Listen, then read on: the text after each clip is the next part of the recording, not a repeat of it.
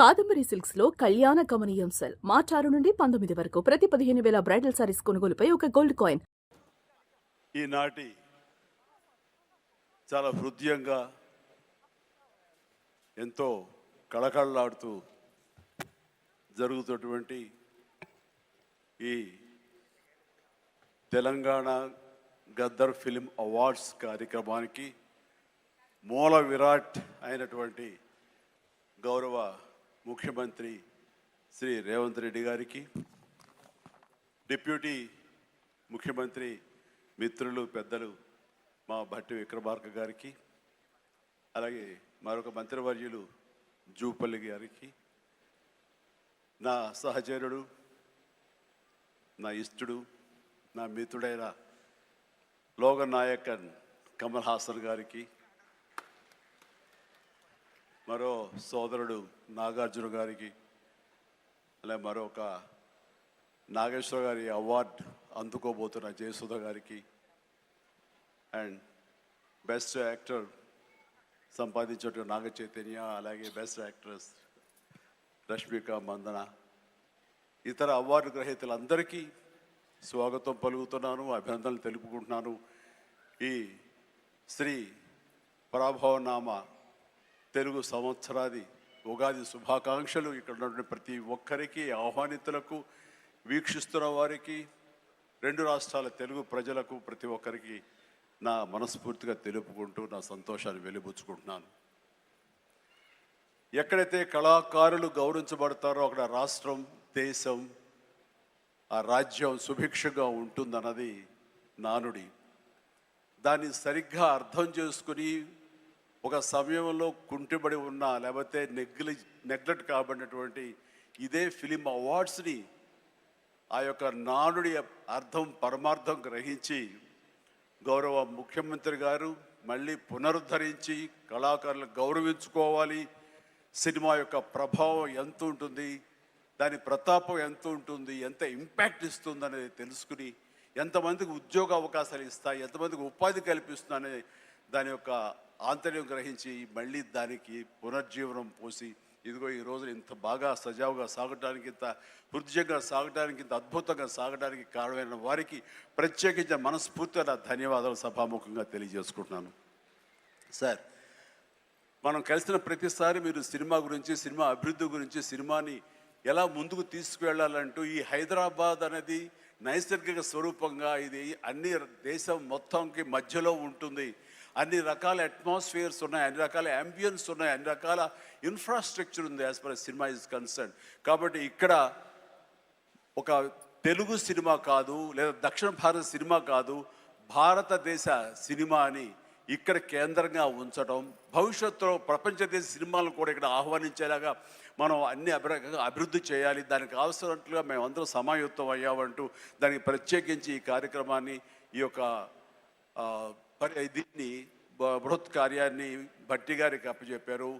వీరందరూ కలిపి ఈ మధ్యకాలంలో గ్లోబల్ సమ్మిట్ జరిగినప్పుడు అందులో కూడా అంతర్భాగంగా ప్రత్యేకించి సినిమాకి వారు అవకాశం కల్పించి, వారిని ఆహ్వానించి, మంచి చెడ్డల గురించి తర్కించి, చర్చించి, దానికి కావలసినటువంటి సదుపాయాలు మీరు ముందుకు రండి, ప్రభుత్వం మీ అండదండలు అందిస్తుంది, ఇది ఈ రోజున పెద్ద ఎత్తున మనం సినిమాకి పెద్దపీట వెయ్యాలి అంటూ వారు ప్రత్యేకించి సినిమాకి ఇస్తున్న ప్రాముఖ్యతకి మనందరం నిజంగా ఎంతో రుణపడి ఉన్నాము.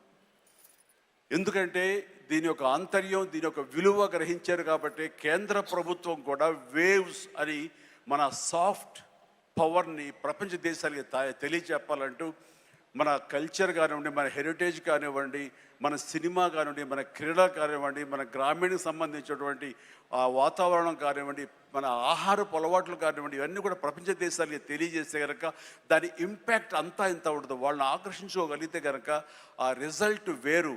అందుకనే కేంద్ర ప్రభుత్వం కూడా ఈ సాఫ్ట్ పవర్ యొక్క ఇంపాక్ట్ గ్రహించి దీన్ని వేవ్స్ అని మధ్యకాలంలో నన్ను కూడా అందులో భాగస్వామ్యం చేస్తారు, కమల్ హాసన్ గారి వీళ్ళందరినీ కూడా దాన్ని చూశారు. ఎందుకంటే వాళ్ళందరూ దాన్ని చవి చూశారు.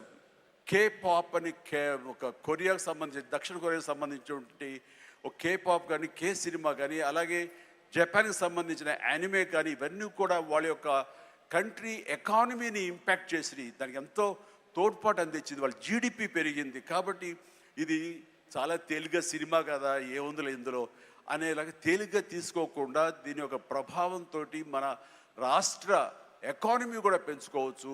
ఈ రోజున మన పేరు ప్రఖ్యాతులు కూడా తీసుకోవచ్చు. ఎక్కడ సరే ఇప్పుడు హాలీవుడ్ అంటే మనం ఒక అగ్రరాజ్యం గుర్తుకొస్తుంది. అలాగే ఇండియన్ సినిమా అంటే ఈ రోజున హైదరాబాద్, తెలంగాణ గుర్తుకు రావాలన్న ముఖ్య ఉద్దేశంతో మన ముఖ్యమంత్రిగా చేపట్టే బృహత్ కార్యక్రమానికి మనందరం చేదోడుగా ఉంటామని, ఇండస్ట్రీ మీ వైపు ఉంటుందని మనస్ఫూర్తిగా ఈ సందర్భంగా నేను తెలియజేస్తూ, మీరు ఎలాంటి ఆర్డర్స్ ఇచ్చినా సరే శిరసా వహిస్తూ ముందుకు తీసుకువెళ్తామని సందర్భంగా మీకు తెలియజేస్తాను సార్.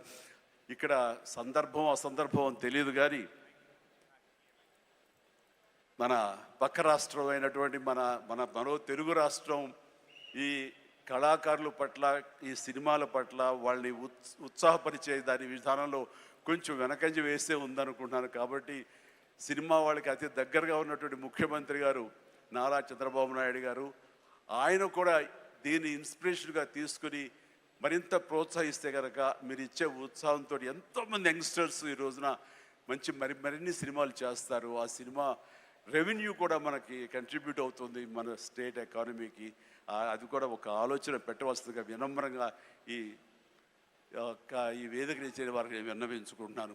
అలాగే మన ఈ కార్యక్రమం, ఈ అవార్డులను చూస్తుంటే కనుక ఇది సీనియర్స్కి గౌరవాన్ని ఇచ్చే విధంగాను, అలాగే యంగ్స్టర్స్ని ఉత్సాహపరిచే విధంగాను చాలా చక్కగా ఈ అవార్డులు ఎంపిక జరిగింది.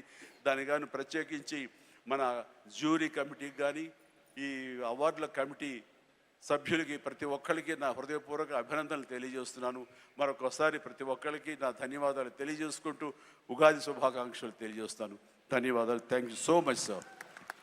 Thank you so much megastar Chiranjeevi garu, మీకు శుభాకాంక్షలు తెలియజెప్తూ ఉన్నాము. అలాగే thank you so much sir. Thank you. You are an inspiration, a true motivation. Thank you.